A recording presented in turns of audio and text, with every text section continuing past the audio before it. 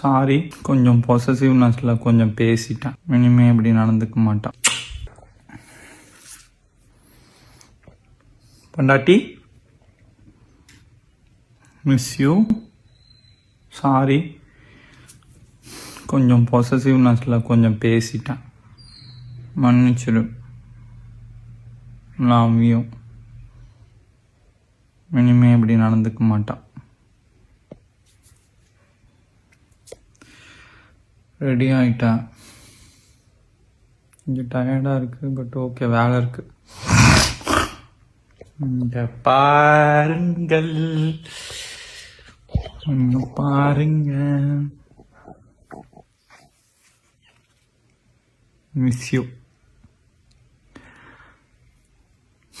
சரி, கிளம்புறேன். ஹாப்பியா இரு. டாட்டா. Love you.